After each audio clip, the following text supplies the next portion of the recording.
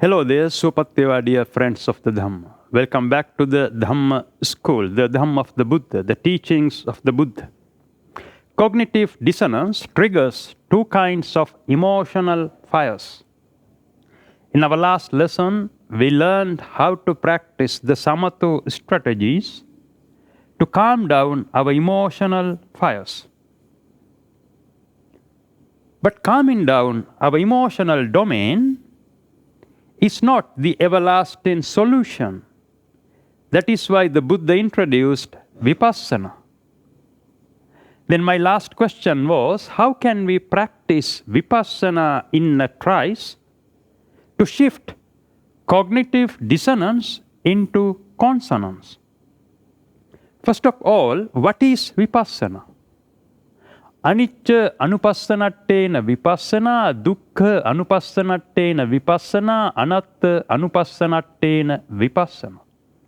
Vipassana means the practice of the three characteristics of nature, anicca, dukkha and anatta, to uproot the three misperceptions of nicca, sukha and atta, which arise through our past cognitive corruptions or our past conditioning or our die-hard habits.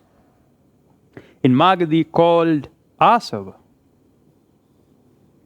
Practically, we apply Vipassana to undo the corrupted thought process or corrupted cognitive process that leads to stress.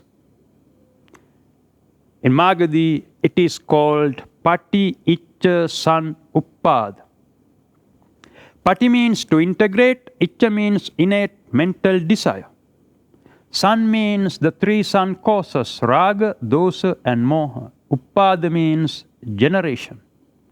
Each and every time we integrate with our innate mental desire, sun causes arise. Or each and every time we integrate with our innate mental desire, the appearance of the five aggregates of attachment occurs. This reality, this universal reality is called San Udaya or Samudaya.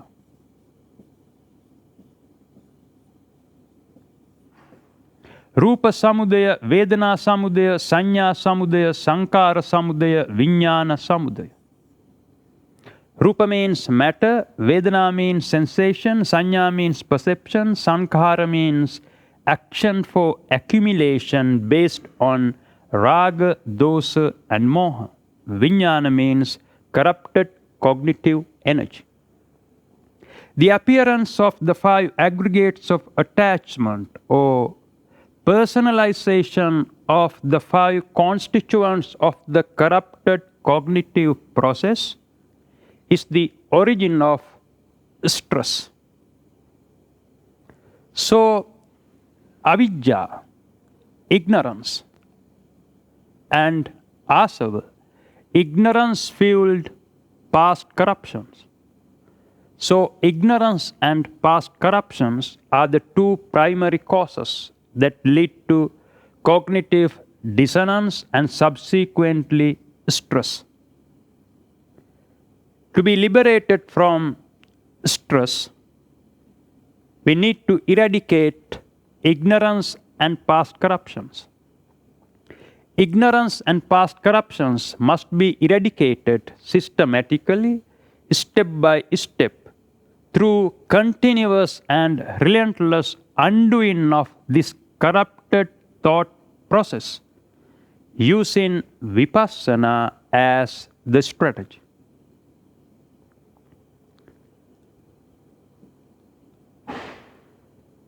Icca means innate mental desire which arises through our past conditioning.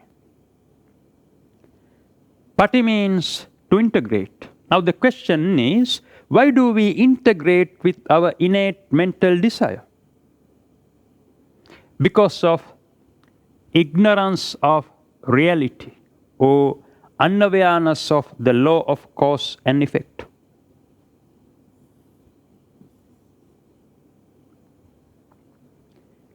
being integrated with our innate mental desire, deepens it.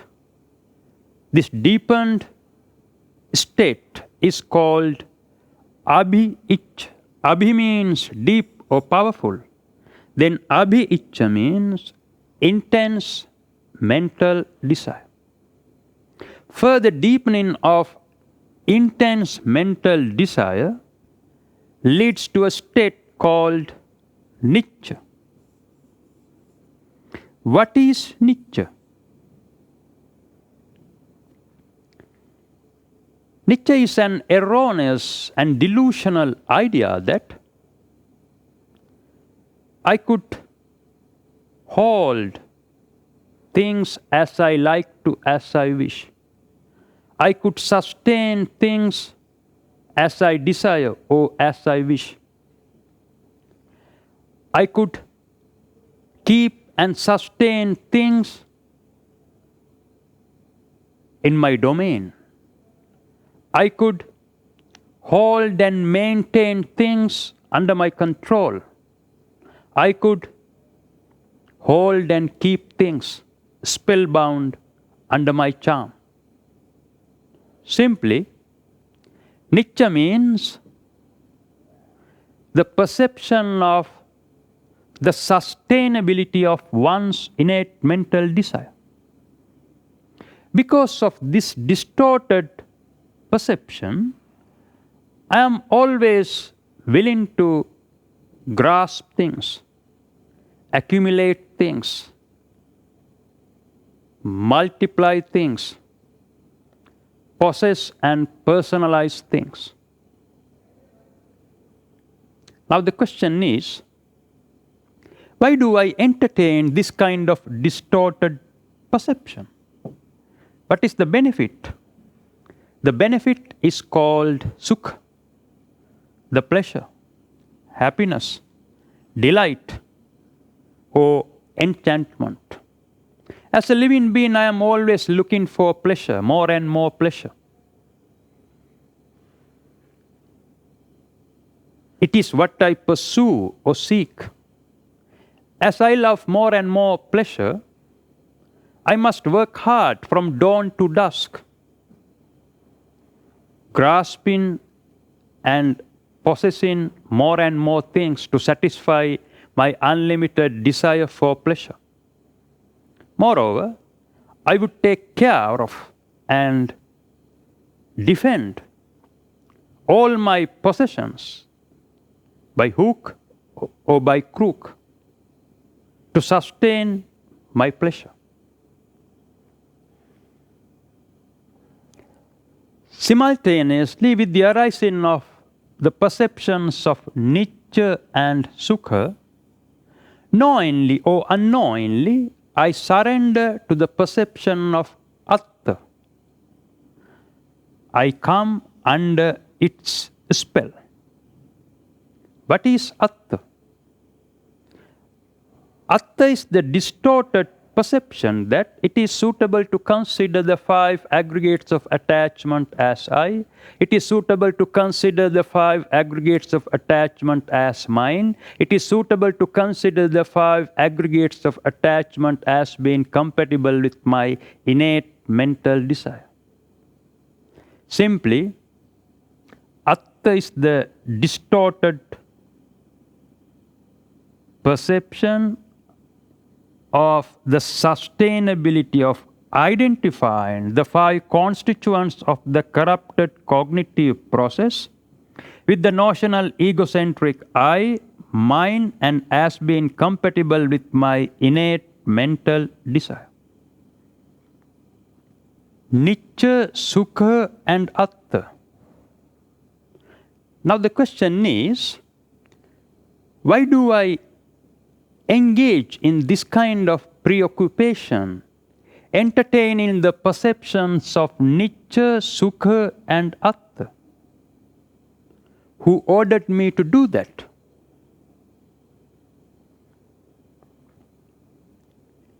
Have you ever seen a successful person? What do you mean by success? What do you see as success? If I see one who takes great benefits in accumulating and possessing many things, I see that as success and as worthy. It is what I also want to achieve and emulate. It becomes my point of view, my perspective. In Magadhi, it is called Sansara Ditti. San means the three sun causes, Raga, Dosa and Moha. Sara means very valuable or rewarding. Then I come to a fixed view that possessing and personalizing through Raga, Dosa and Moha is the most valuable and rewarding.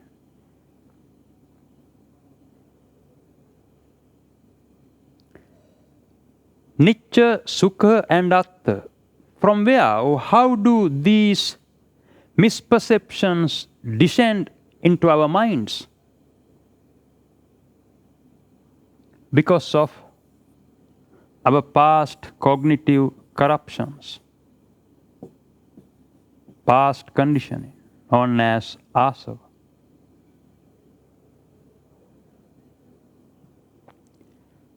People who are inept in the Dhamma have no idea of the distortion of perceptions. In Magadhi, it is called Sanya Vipallasa.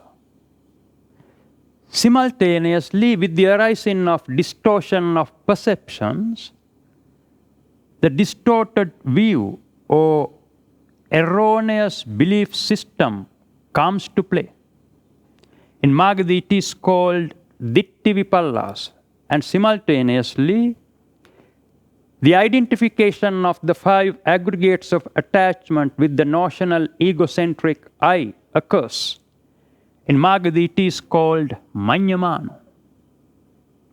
The occurrence of these three factors is called the arising of moha, self-deception, intense delusion, or cognitive dissonance. Cognitive dissonance triggers an emotional fire known as distortion of emotional domain, in Magadhi called Chitta Vipallasa. Then cognitive and emotional dissonance corrupt our word and deed. As mentioned in Dhammapada, Mano Pubbangama Dhamma Mano Setta Manomaya Manasa Che Paduttena Bahasativa Karotiva. Cognition is the forerunner to all intentions. Cognition precedes all experiences. Cognition is the greater cognition made Adi. Cognitive and emotional dissonance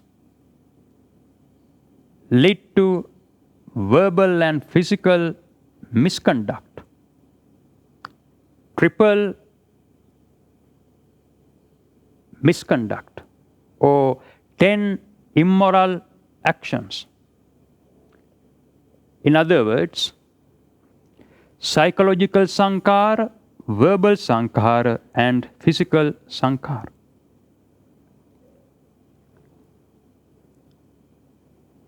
Nitya, Sukha, and Atta are the three characteristics of unreality, surreality, or fantasy. The perception of Nitya, Sukha, Atta is the secret of existential attachment or the secret of stress. If the perception of Nitya, Sukha, Atta is the secret of stress, then what is the secret of unbinding? What is the secret of true happiness. Even if I become highly intoxicated with the perception of the sustainability of my innate mental desire, there will come a certain moment when I no longer am able to hold things as I like to, as I wish. There will come a certain moment when I no longer am able to sustain things as I desire or as I wish. There will come a certain moment when I no longer am able to keep and sustain things in my domain. There will come a certain moment when I no longer am able to hold and maintain things under my control. There will come a certain moment when I no longer am able to hold and keep things spellbound under my charm.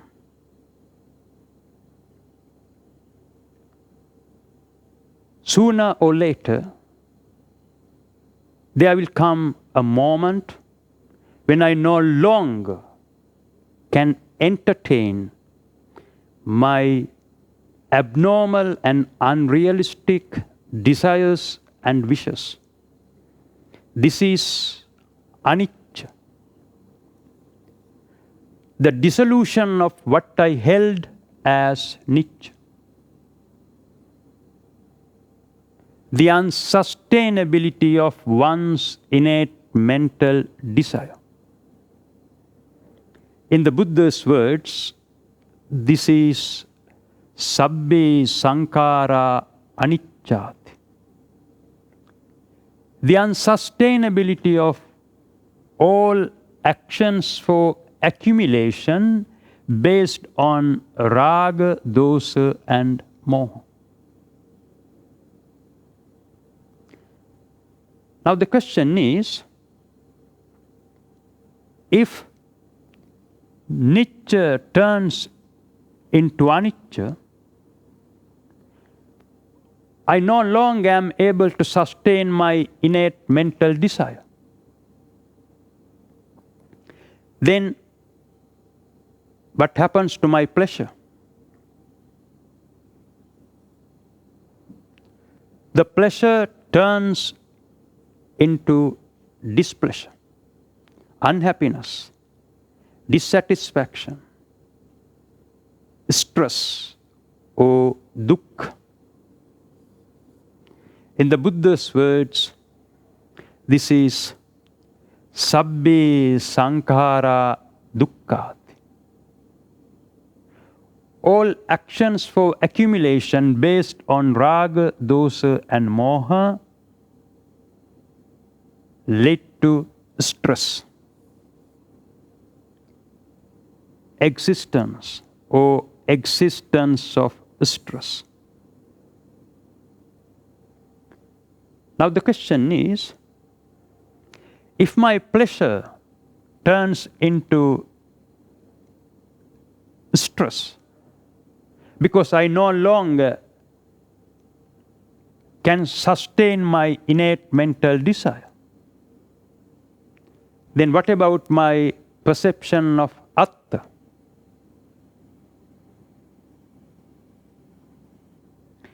Is it suitable to consider the 5 aggregates of attachment as I? Is it suitable to consider the 5 aggregates of attachment as mine?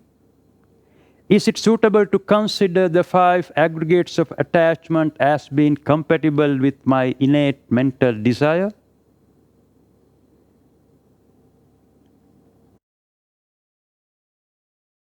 In the Buddha's words, it is sabbe Dhamma anattati.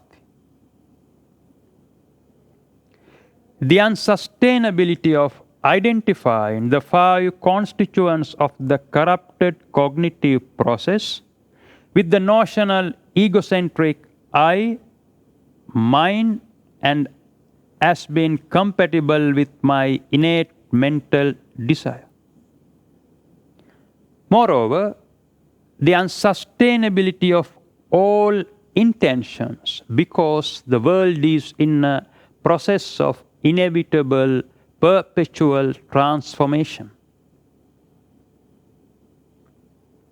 Sabbe Dhamma Viparinama Dhamma.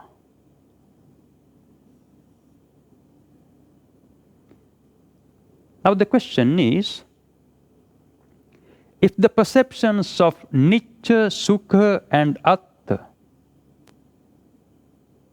transform into Anicca, Dukkha and Anatta, now what about my view of samsara, taking raga, dosa and moha as the most valuable and rewarding?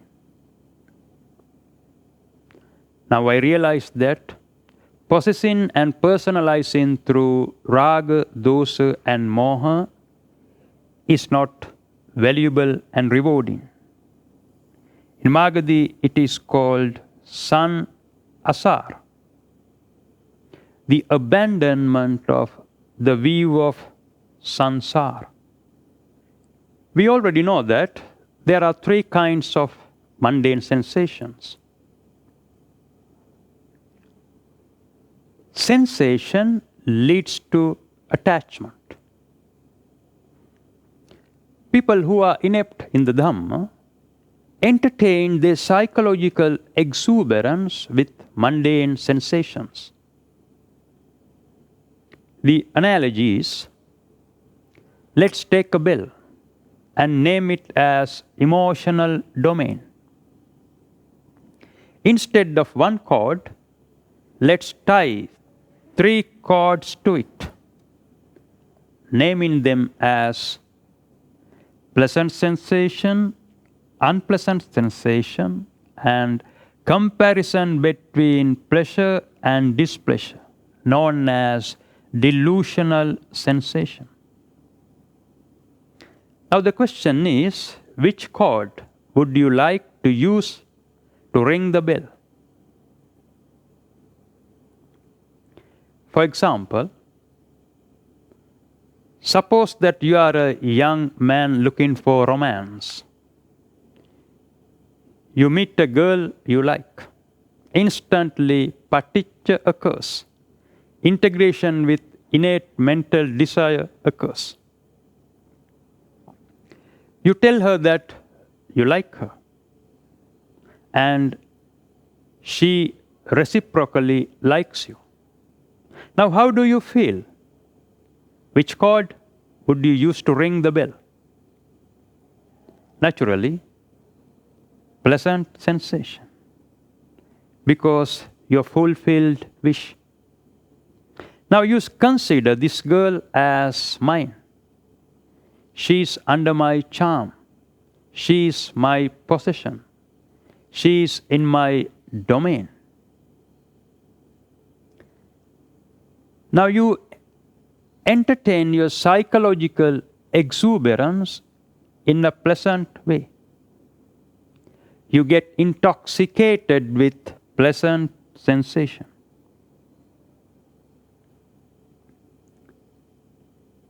We already know that you chose the pleasant sensation as a result of comparison between pleasure and displeasure, becoming a slave of your past cognitive corruptions. That means you already have rung the bell using the chord of delusional sensation, which means you already have entertained your psychological exuberance with delusional sensation before the pleasant sensation. However, after a while, your girl wants to leave you for another. Now, how do you feel? Now, which chord would you use to ring the bell? Obviously, unpleasant sensation. Because your wish is no longer fulfilled. Now you entertain your psychological exuberance in an unpleasant way. You get intoxicated with unpleasant sensation.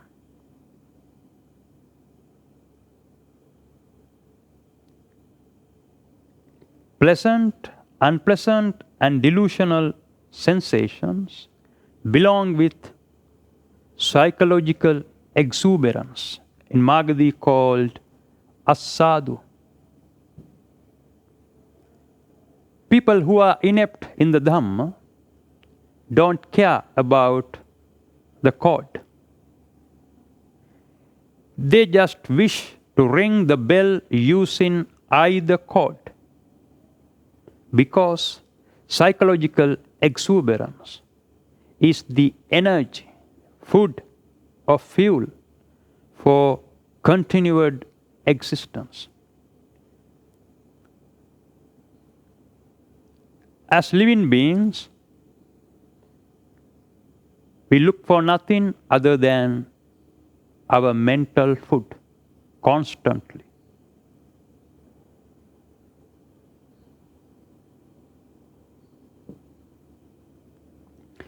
Pleasant sensation leads to pleasant attachment, known as craving.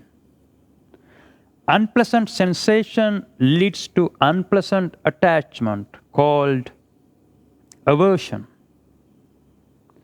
Comparison leads to delusional attachment, known as ignorance. In Magadhi, the term P represents all attachments. Attachment means nothing but attachment to 5 aggregates.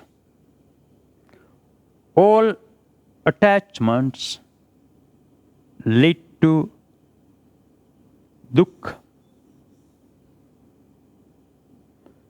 The Buddha said, Sankittena pancha upadana kanda dukkha. Personalization of the 5 aggregates leads to dukkha, stress. So, anicca, dukkha and anatta. One who deeply comprehends and applies the 3 characteristics of nature repels any misperceptions of nitya, sukha and atta in a trice, as and when they are about to arise. In fact, this is Vipasana.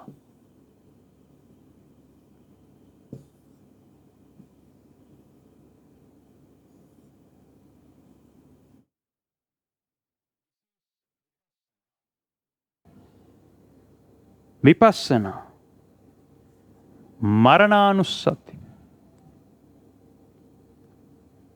The death or dissolution of 3 characteristics of unreality, surreality, or fantasy. The practice of Vipasana empowers the Anapana Sati Samadhi, associating the perception of the unsustainability of one's innate mental desire to dissociate from the perception of the sustainability of one's innate mental desire. Associating the perception of dukkha to dissociate from the perception of sukha, or pleasure. Associating the perception of the unsustainability of identifying the five constituents of the corrupted cognitive process with the notional egocentric I, mine, and as being compatible with my innate mental desire, because the world is in a process of inevitable perpetual transformation. To dissociate from the perception of the sustainability of identifying the five constituents of the corrupted cognitive process with the notional egocentric I, mine, and as being compatible with my innate mental desire. Practically, we associate the reality to dissociate from false imagination that is about to raise its head.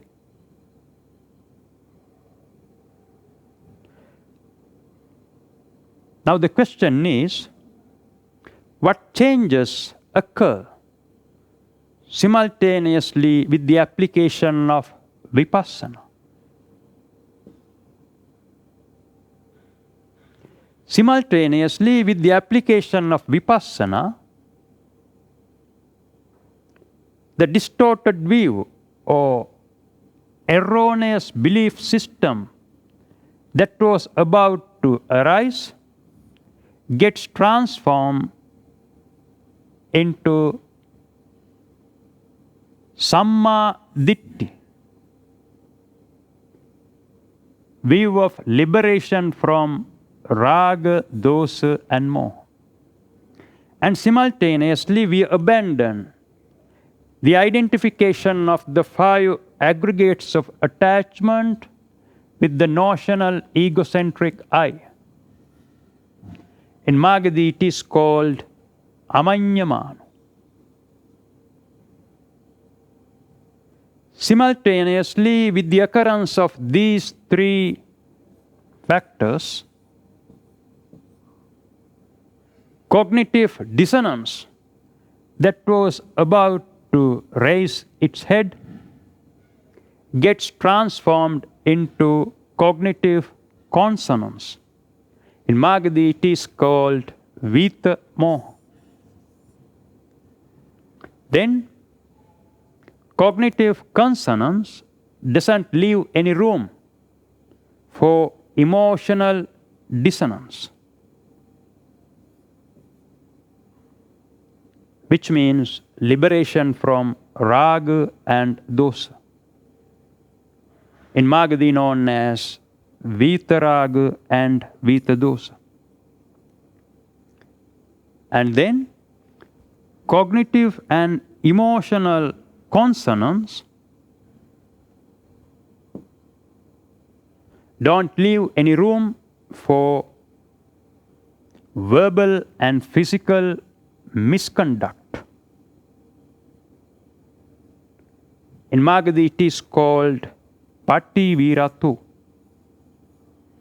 or Sanvara Silan. Supramundane morality or triple virtuous conduct.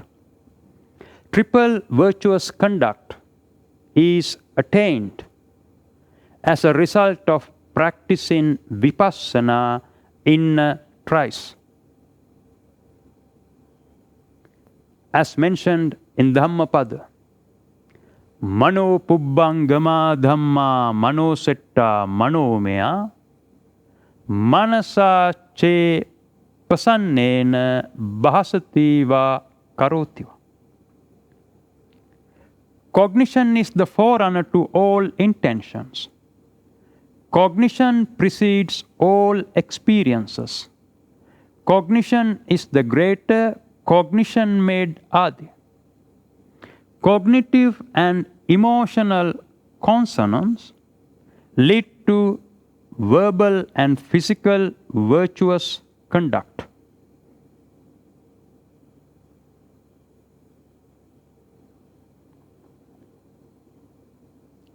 The practice of Vipasana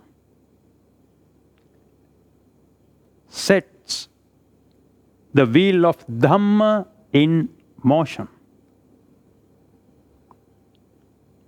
Supramundane eightfold path, known as Ariyo eightfold path. Eightfold path to abandon the journey of existence. Now the question is, how does the practice of Vipasana empower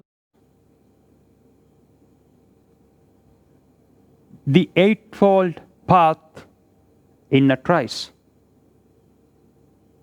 All right, let's continue our discussion in our next lesson. Sopatveva, everyone.